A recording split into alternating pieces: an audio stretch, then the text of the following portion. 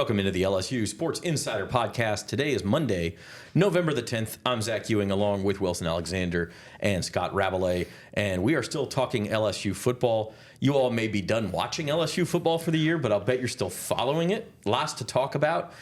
We will recap a little bit of the Tigers' loss in Tuscaloosa, but mostly we're just going to kind of spin this thing forward and talk coaching search and quarterback situation and what's left for the Tigers in 2025. So before we get started, the LSU Sports Insider Podcast is brought to you by Jerry Lane Cadillac. Command the road in a Cadillac where luxury, power, and presence come together. Experience it today at Jerry Lane Cadillac. And today's drama in the LSU coaching search, as broken by Wilson on Sunday, is that Brian Kelly is still negotiating for his full buyout. $54 million is well publicized that LSU owes him per his contract because he was fired without cause. The negotiations are still going on, and that is the latest development in them. We also learned through our reporting that LSU, the day that Kelly was fired, extended two financial settlement offers. The first one was for $25 million. The second one was for $30 million. According to a letter we obtained from Kelly's attorneys, both of those were rejected, and they have now, in a letter dated November 5th, and as I understand it from talking to people on either side of these negotiations and around them and such, that nothing has changed since then, and that this letter said that Kelly, through his attorneys, requested the full buyout, requested that LSU, quote, fulfill its contractual obligations, quote, to pay that full amount. And so, we'll see kind of where this all heads. There's a meeting scheduled between the two sides today ahead of what is a 5 p.m. deadline that Kelly's attorneys have put on LSU to provide written confirmation that it will fulfill this contract. And so, I think there's still, though they noted in there's still some openness from their side to negotiate a reduced sum, which would include taking out the mitigation clause in his contract in case he were to get another job, that they would reduce the buyout. So just sort of like a lump sum payment. There's still some openness there. And so we'll see where this heads. I think it's important to note LSU, those two settlement offers were when Scott Woodward was still the athletic director. Now that he is no longer the athletic director, their approach to this may be different. They may think that, that those settlement offers never really held any weight because the guy who was the athletic director at the time is no longer there. So I think we'll see if they reach any kind of conclusion today or if this continues to drag out. There is certainly a legal battle that is brewing here. And this is where we go back to when it first happened and we heard LSU is negotiating the buyout. In fact, I think that was in the original statement from Scott Woodward saying that Brian Kelly was no longer the coach. We all kind of looked up and said, well, what is there to negotiate? I mean, the buyout is the buyout. It's in the contract. But there are ways LSU can kind of entice Brian Kelly to take an offer because the buyout would be offered in a monthly sum, correct? A monthly payment. And they could say, well, we'll give you the lump sum up front, or in the case of the $30 million offer, it was in two payments. And again, take out the clause that says your buyout is offset by any money you would make from a new job. I mean, there are ways LSU can entice him. It's just a matter, but the ball's really in Kelly's court, Rab. I mean, he's the one who gets to decide how this goes down. Yeah, his contract, like all these coaches' contract is worded, unless you fire him for cause, then you have to pay if you the liquidated damages. And the cause can't be you lost too many football games. It's always off-field behavioral issues. Correct. Yeah, right. So unless LSU has something really up its sleeve that they're going to spring on Kelly, which it doesn't seem like they have done to this point, then they're on the hook for the money, and they knew they were on the hook for the money potentially. Obviously, you always go in with the hope that he's going to take less, and what's the advantage of that? It's just like the lottery. You can have these. You can take the lump sum early for less, or you can take the annuity over 30 years. In this case, it's over 6 years, right? Well, yes, through 2031. So it's like $741,000 a month for 6 years. So you could entice the coach to say, I'll take I'll take that, this X amount now, and we're done, and we make other changes as Wilson suggested, instead of having to wait because Brian Kelly might be like, I don't know, if I want to wait for all that money. It's a much smaller amount each time. I've got to wonder if there's a magic number out there in terms of a lump sum. Obviously, it wasn't 25 or 30 million. If there's a somewhat higher sum, that's also obviously less than the 54 million that might work for both sides. Yeah, maybe so. I mean, I think that this could be sort of one of those negotiation tactics to sort of press LSU to offer a higher sum, right? I mean, very likely. Yeah, very possible. That could be going on here, and so I think it's important, again, to say like one of the other things that. This has already been reported by one of the local television stations, and I'm sorry, I can't remember exactly which one, earlier in the week, that Kelly sent an email to LSU athletic officials the day he was fired, sort of thanking them and all that kind of stuff. And one of the things he said in part was that he is open to your desire to reach a settlement of what's owed to me under the contract, although, of course, it would have to make sense financially. So there's always been kind of that openness to work together to come to something. They just haven't done that yet, and they're still in those negotiations, which could be fascinating to see kind of just how those play out. But again, to circle back to what I said, LSU had to go in this with eyes open, saying if we fire him, we might be on the hook for all this. He may get another job in coaching, he may not. He may get another TV job, he may not. Ed Orgeron hasn't got another job. LSU's still paying him through next month. They've been on the hook for the whole roughly $17 million. So you have to know that going in. So I don't think it's a question that LSU can't pay. They would just like to pay less, like anyone would. Yeah, I don't know that anyone is behaving badly here, right? Like Brian Kelly is trying to get the best deal for himself. He's not being rude about it. I mean, did you actually get the was that in person that he rejected those offers with Woodward, or was that in writing? I don't know. Okay, we don't. It's not like he affected a northeastern accent and said forget about it and walked away like or a southern accent, right? Yeah. Well, now he's not the coach at LSU anymore. So the point is he's trying to get the best deal for himself. LSU's trying to get the best deal for itself. That part is all very natural. Is there a point, Wilson, where this does get more cantankerous? Like if it goes past today, do you think that could happen? As I referenced earlier, there is a legal battle brewing here. Yeah, I mean, if they don't reach an agreement and this continues to drag out, because that's the thing, it's like LSU, I don't know that they feel as though they're on much of a timeline because they can just continue to pay him monthly. That's true. And sort of that's where they maybe have some control in the situation. So when you say that, you mean just pay his regular salary until they resolve the issue? I can't remember exactly if it's like his exact regular salary or if it is sort of that 90% reduced of the regular monthly installment. But either way, they can just kind of continue to pay him monthly and let this sort of drag out. And,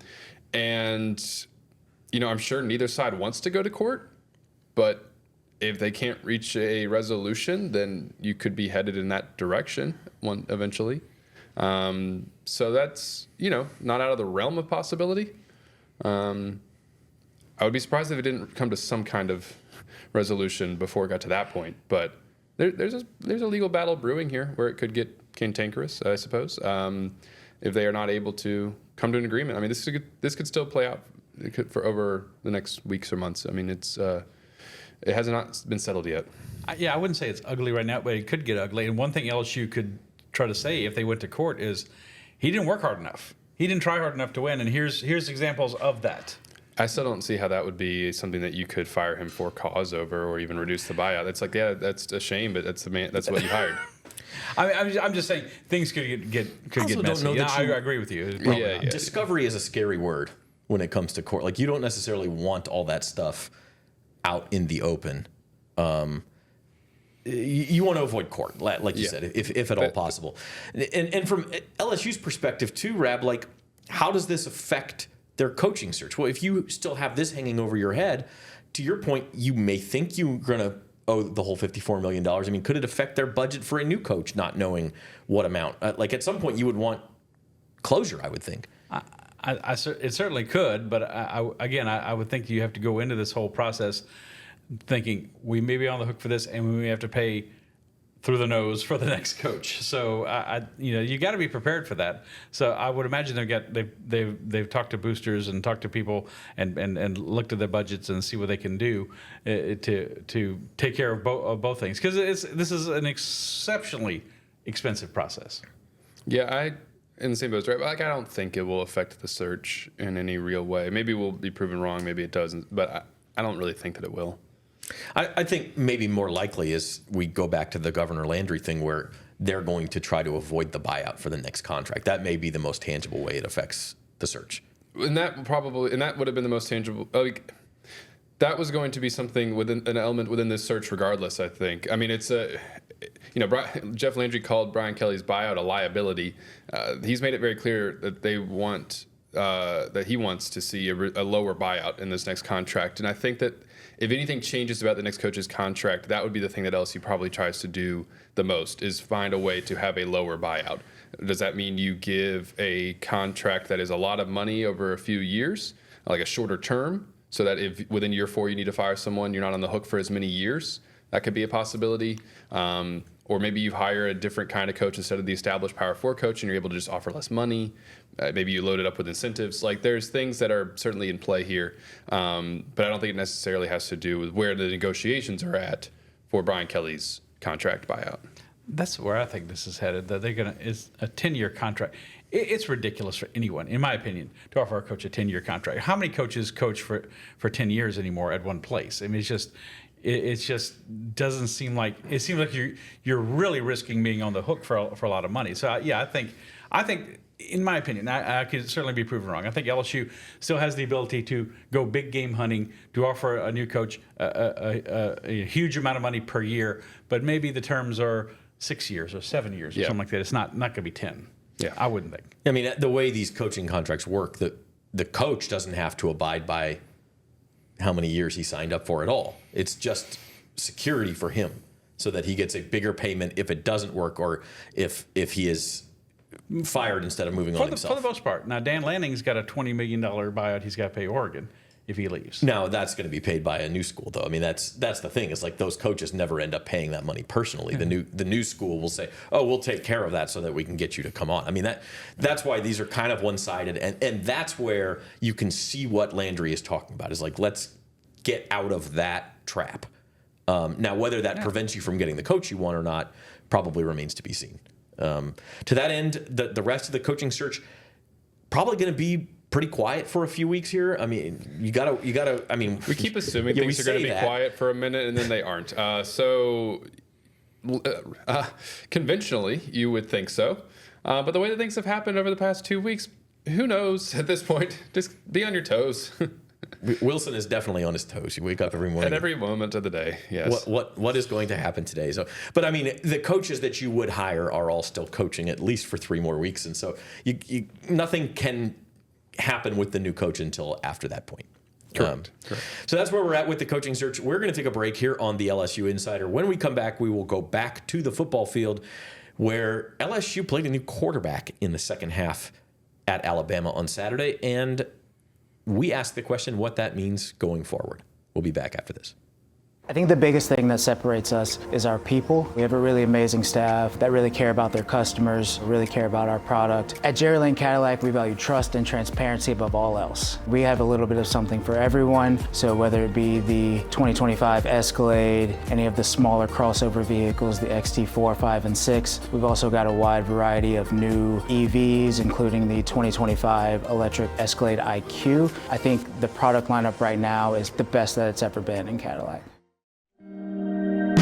You know how far I've gone, now I'm home again. I'm feeling more alive these days than I've ever been. At the Baton Rouge Clinic, our sole focus is to provide exceptional health care for your entire family so that you can get back to doing what you love most. We are caring for generations. You gave me love. Did they ask you to do the commercial too? Yeah, but they just gave me one line. Bet like a Caesar. Like, we're gonna sit here and we're gonna tell them how Caesar's Sportsbook is just so easy to use that you can watch and bet thousands of sports events, even some NFL games. They'll probably show us betting on our favourite players and teams at all the Vegas hotspots too. Like, we have time for that montage. I told him I couldn't do it. They couldn't afford me.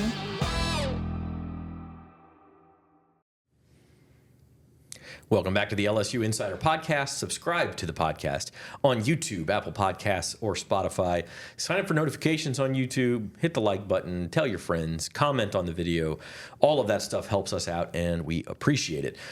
LSU did play a football game on Saturday, incidentally. It was weird covering an LSU-Alabama game, guys. That didn't mean that much for LSU. And the game was just like a snoozer. I mean, gosh, that was not a pleasant game to watch for either team. Like, it was just Alabama did not play well either. I didn't think. Yeah. No. Alabama beats LSU 20-9. Crimson Tide did what it needed to do. They march on. They continue on their hunt for the college football playoff. For LSU, it's a third straight loss. They're 5-4. Obviously, this season was already off the rails. But what did happen was Michael Van Buren replaces Garrett Nussmeier in the third quarter. Rab, we talked about this briefly on the postgame show Saturday night. Your level of surprise at the timing of that switch. Looking back on it, I guess a little bit, but looking back on it, it looked like they kind of had a plan. Like, they're down double digits in the second half. At this point, the offense is not looking that effective. They're gonna put him in. I kind of thought going into the game they might have put him in for a package or a specific kind of a few plays. Old-time viewers, old-time LSU football fans will remember LSU doing that with Mickey Guidry when Tommy Hodson was the quarterback back in the late 80s. They would always put him in for a drive each half and just to give the other offenses a different look. But this seemed like this is what they decided to do going into the game, looking at it in retrospect. And, he did some good things. He made some mistakes. He had a fumble, obviously. He did show you that scramble, which came up short of the first down marker, of course. But the middle of the field open, situations like that we've seen Garrett not take advantage of a lot of times, and he scrambled forward. So it creates an interesting question / dilemma for LSU coming into this next game against Arkansas. Who are they going to start? Were you surprised at all, Wilson? Slightly, because the way Frank Wilson kept talking about it for the past 2 weeks, it felt like there might be certain situations in which they would use Michael Van Buren throughout the game. Right. So then when he got just put in, it felt like, he was getting more reps maybe because they wanted to see if he could be ready. And then when the offense and Garrett Nussmeier were playing just completely ineffectively, then it was like, okay, then we're going to make a switch. We're going to see what we have here. I mean, they had done nothing all night. And so the thing is, so it didn't. It surprised me in that way. That I thought if we saw Michael Van Buren, it would be certain packages. And when the first half and then into the third quarter played out, we never saw him. I figured that the plan going in wasn't necessarily to put him in if they got down a certain amount, but maybe that's why they put him in when they did. So I felt like they needed to do something different offensively. You'd had 6 points at that point, so you had to try something. And Michael Van Buren played okay. I mean, he was 5 of 11. It wasn't like he lit the world on fire. But like you said, he scrambled a little bit here and there. He got sacked twice, which brings his real rushing total down. But if you remove sacks, he had 4 carries for 21 yards. He had another third down scramble on 3rd and 4 to pick up a first down. He ripped the ball into some risky windows. He had a little Jameis Winston going on. Yeah, that was. Yeah. I was like, oh boy, that Garrett Nussmeier used to do. Quite honestly, to my view. Yeah. And the ball had some good velocity on it. And now you do have a decision to make for this interim staff. What do you do the rest of the year? Do you let Garrett Nussmeier play it out, your senior quarterback, the guy with a lot of experience, or do you see what Michael Van Buren can be into 2026? Even though this coaching staff might not be here in 2026, I think it needs to start to decide, like, okay, do we basically play young guys and almost let the next coaching staff see what they got here? Like, what's your incentive to not to do that, to try to win these games? Okay, yeah, you want to win, but this season at 5-4, I think you'd be better off for the program long term to maybe play Michael Van Buren. See if he is a real option in 2026. Put on a good amount of tape over the last month of the year for the next coaching staff to be able to evaluate, to decide whether or not it needs to go into the transfer portal and what kind. Well, actually, it's going to have to go into the transfer portal. But what kind of quarterback do you need in the transfer portal? Do you need somebody who's going to come in and start right away, or can you afford financially to not do that? That's something that, for the sake of the program and the team moving forward, probably needs to happen. but it's not necessarily an easy decision when Garrett Nussmeier has been your established starter up until this point.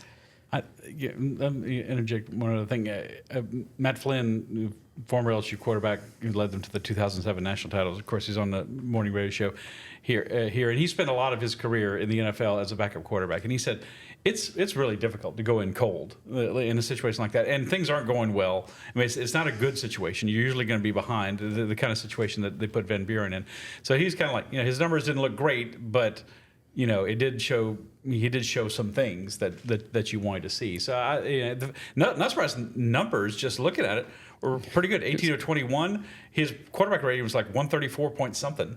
I mean, it just no touchdowns, no interceptions. But just doesn't look confident. Doesn't look like the same player is Spinning into that sack in the red zone was rough to watch, and then on the incompletion that led to Alabama's last score before the half, to take a sack or run the ball or something, and you give them like 20-something seconds to score. Instead, you give them too much time, and they go right down the field and score. And the thing is, though, let's not put all this on Garrett. This offense is completely broken, and it's not just him.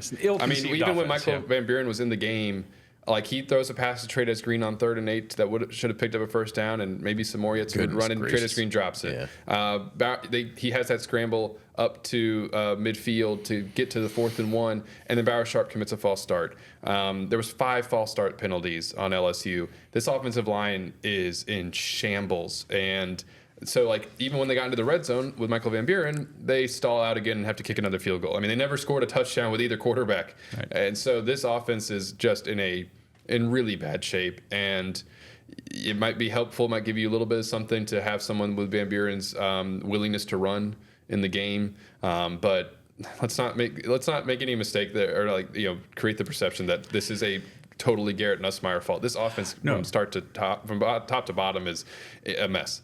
But the question you asked is, what should they do now?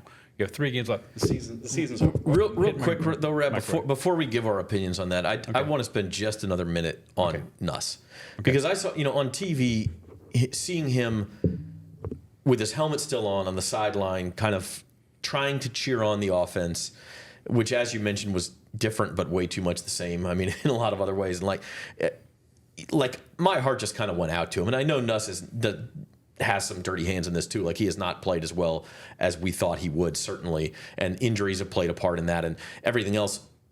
Like, this kid stuck around, and all summer long we talked about how much it meant to him to be an LSU Tiger, and if this is the end for him, and again, we'll get to that. We may even get an answer on that this afternoon. Y'all are about to go out to the Frank Wilson press conference when we're done recording.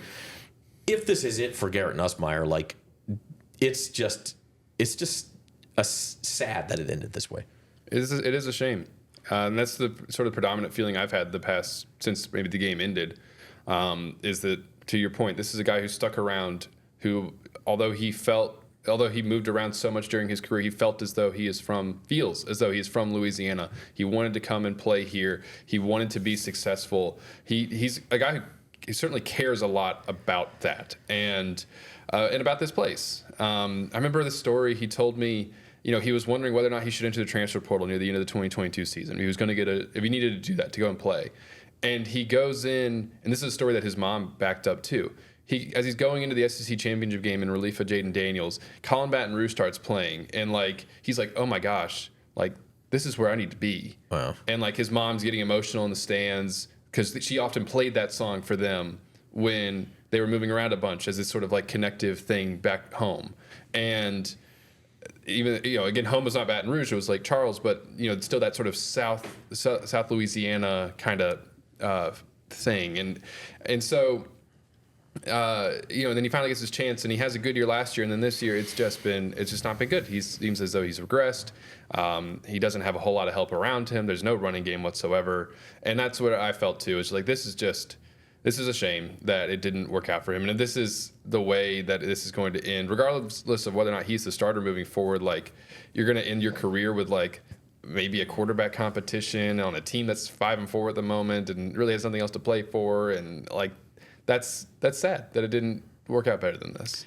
I've been searching in my mind the last couple of days, trying to think of a comp for this. Another LSU player who came back and had things go so wrong, and the one I think of is Kevin Falk. Kevin Falk could have left in 1997. They had a good team. He decided to come back in 1998. They're a preseason top 10 team, just like this team, and it just crashed and burned. The whole thing was bad. But the one difference is Kevin Falk. The team might have been bad, but Kevin Falk was still an all SEC caliber player. Wound up as one of the. I think at the time he was the only people ahead of him in the rushing yardage list of the SEC were Herschel Walker and Bo Jackson. So I mean, the guy finished a heck of a career. It wasn't his fault that things went awry, and. Some of his Garrett, he hadn't played well. He's been hurt. He's had things wrong with him. We still don't know. But the decision making hasn't gotten a lot better, in my opinion. I really thought he progressed. This hack said he would throw 40 touchdown passes before the season on a podcast, sitting in this chair. So what do I know? But it is sad because, as Wilson said, especially in this era where these players, let's just call it what it is. A lot of these guys are mercenaries. Okay, they just come in here for a check, and they say they want to win a championship, but they're looking for the best NIL deal. And Garrett Nussmeier got plenty of NIL money. Oh yes, no question. Oh yes. But the love for LSU is there. It's a rarer thing with Garrett Nussmeier, who he is and why he's still playing for LSU this year, wearing the number 18 and got the C on his jersey as well, for the captain. And it's just, I did too, Zach. I've looked down from the press box and I'm looking for him. Where is he? Is he sitting on the bench?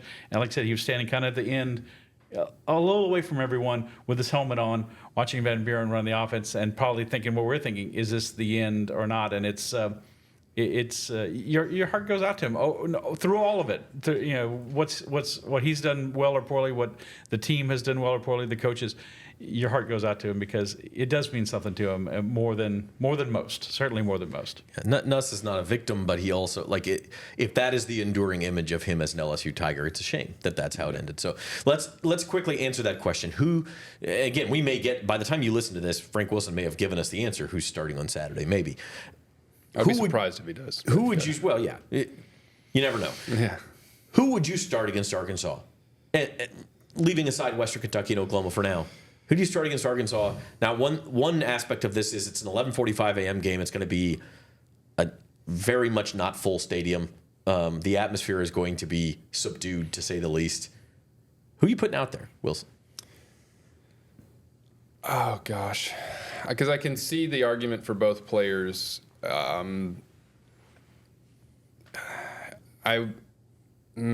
my gosh, I know this is. I have no idea what to say, frankly. I could. Gosh, Rab, do you know? You got to put your foot down, Rab. I don't know. I'm doing too wishy-washy on it. Okay, what is important at this point? The season, it's a failure. You're 5-4. What's important at this point? You're still charged with trying to win the most games you can. That's the charge for Frank Wilson as the interim coach and the rest of the staff and this team. Try to win every game you can. So because maybe it helps put the program in a better position to hire the next coach. Maybe he thinks, yeah, they just kind of missed. I could put it back together and be good. So who gives them the best chance to win against Arkansas, a team that's got a dreadful defense but a superb offense? And you're going to have to score points in this game, and you need to take advantage of the things that Arkansas doesn't do well, which is, a dual threat quarterback. I think helps you more there. So, to the extent Michael Van Buren can be considered a dual threat quarterback, I think I would start him Saturday. You can always bring Garrett Nussmeier back in if things don't go well. If he throws a couple of picks or something like that, you can go back to him. But I think he gives you the best chance to win in a game that, again, it's all over basically for LSU, but you still have a charge to try to win the game. And look, I think sentimentality in his end. Let Garrett Nussmeier start the last couple of games in Tiger Stadium. In the end, you have to take that out of it and look at it from a business standpoint and say, who gives you the best chance to win?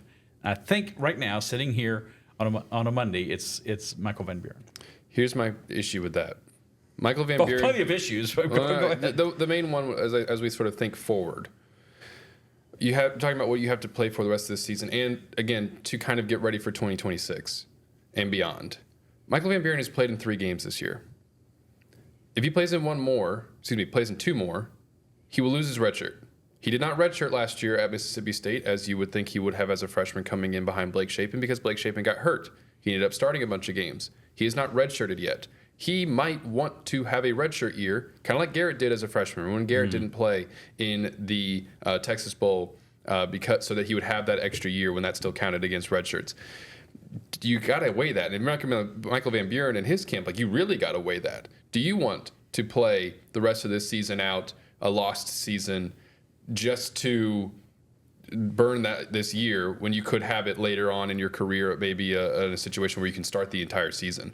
I don't know what you do there. And so I think that becomes like a very big piece of this decision. Maybe Michael Van Buren starts one of these remaining 3 games, but does he want to start all 3 of them? Yeah. So I would maybe play Garrett for that reason. And if Garrett, again, struggles, then maybe you put in Michael Van Buren. But again, the offense has been bad all year. And if you were trying to win games, then you probably just need to make a switch to see if you can do something different with him at quarterback. Maybe, Garrett, the Arkansas game in 2021. Remember Garrett Nussmeier started that game? Or no, he came in right after Max Johnson. It wasn't a start. He came in after Max Johnson. He ended up playing the entire game. But maybe that's what we'll kind of see in this situation. LSU Arkansas in Tiger Stadium again. Maybe Michael Van Buren plays this game, and then maybe he doesn't play again the next 2 because of that decision. I don't know. It's going to depend on what he wants. That's a fascinating thing to bring up. Every question seems to bring up another question, and the question is Michael Van Buren and his camp thinking, I want to prove myself and I want to be the quarterback here next year? Or are you thinking, new coaching staff's coming in here, they're not obligated to you. They could bring in somebody from the portal, and then you're out of luck again. And you want to preserve your red shirt in that case so that you're more attractive to a new team. It's really, like I said, a lot of it is up to him. I would think. Yeah, there are so many crossing motivations here. Right. You talk about Frank Wilson and the interim coaching staff. Well, is there something that they could do to be retained by the new staff? I don't know if this decision has anything to do with that or not. You say sentimentality shouldn't have anything to do with it, but if you're 5-4 and you have nothing left, maybe it does have something to do with it. Maybe Garrett Nussmeier wants to start against Western Kentucky on his senior day.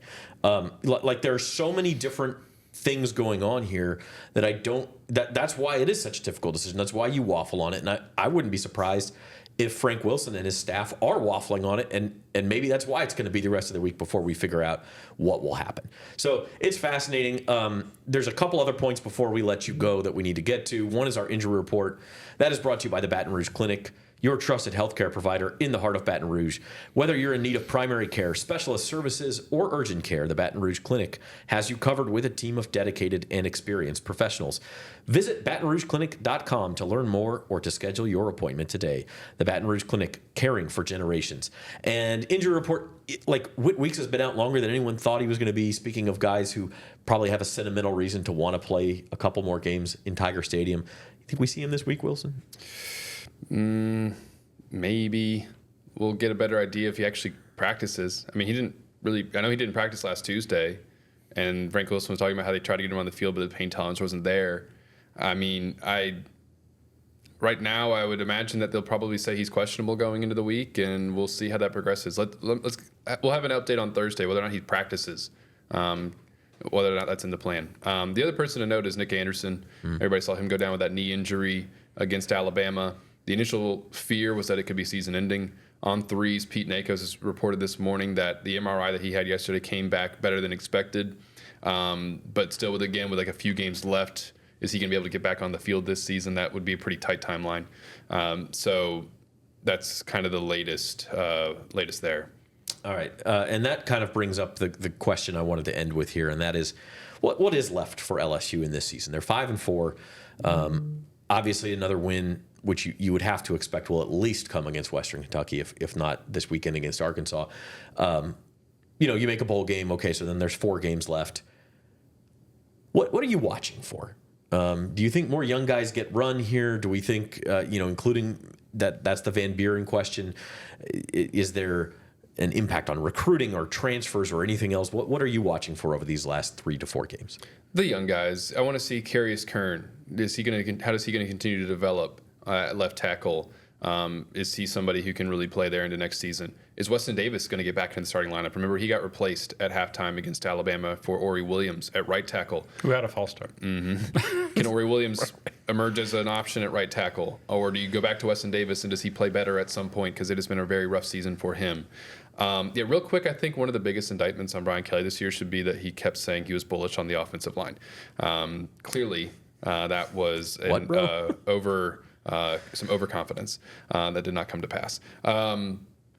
I want to see Harlan Berry. I want to see a lot more of Harlan Berry. He had 6 carries in the first half against Alabama. Thought he should have at least probably had 10.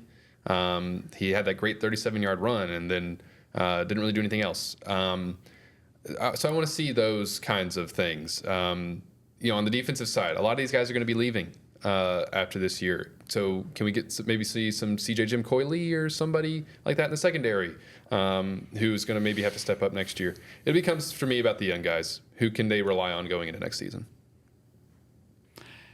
Yeah, and that's a big thing. Are we going to start to see opt-outs? If the LSU does qualify for a bowl game, it could be like the Texas Bowl 4 years ago where they have 30-something scholarship guys available. But everyone's looking to put something good on tape or film for the next team, for the next hire.